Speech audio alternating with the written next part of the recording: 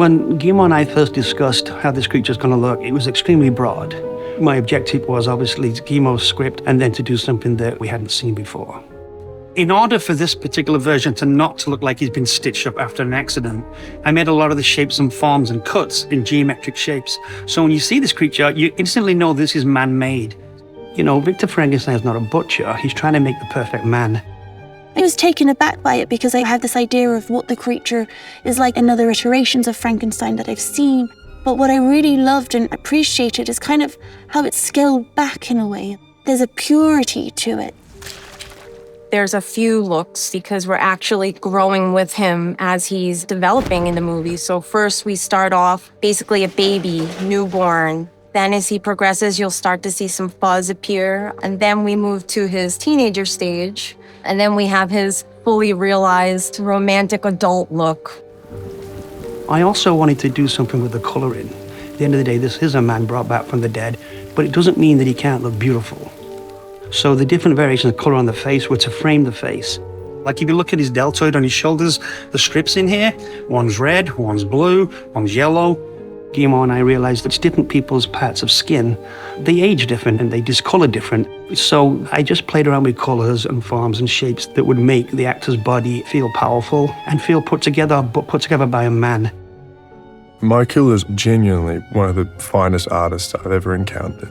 All I needed to be was the perfect still canvas for him to paint life onto.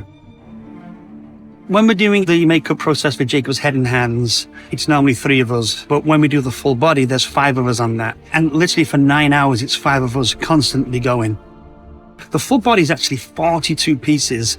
And normally with a makeup like this, you can overlap an appliance. So you got a little room for error. But since I broke the makeup up along the actual cuts and stitches where Frankenstein put him together, like a jigsaw puzzle, it's very exacting and takes a little longer to apply. But it looked much more man-made. Death. Now there lies the challenge. The tricky thing about putting Oscar's character together was to make sure that there was always room to move somewhere. When we see him as a young man in medical academy, he's got sideburns and he's, quite rugged looking, and that's sort of essentially his best look in the movie.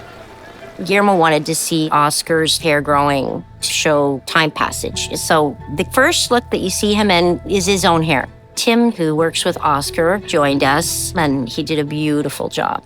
Fiona is so talented, and so seeing what I can do to support her world that she's created, it's amazing. So this was the first time that we've used his natural texture. Never again will I make something like you wicked and deformed.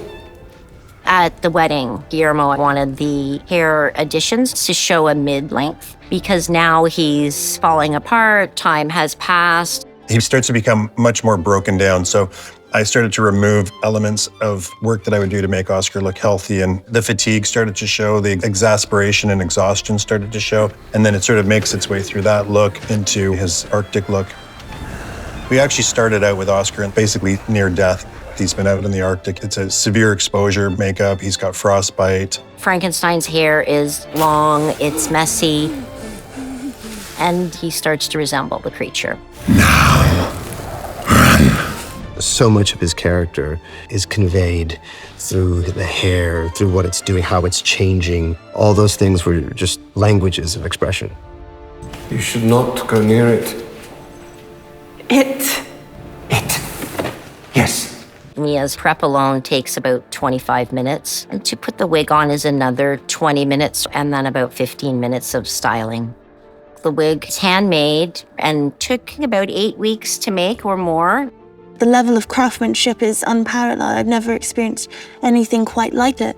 It's all 36-inch hair dropped down on panels and pinned onto Mia's hair prep underneath the wig, which is not normally done. So the movement would be more natural. The hair, the makeup, the scarring. There's not a single thing that means nothing. Everything means everything. So everything has a curation and a dedication and a passion that is very uncommon in films these days.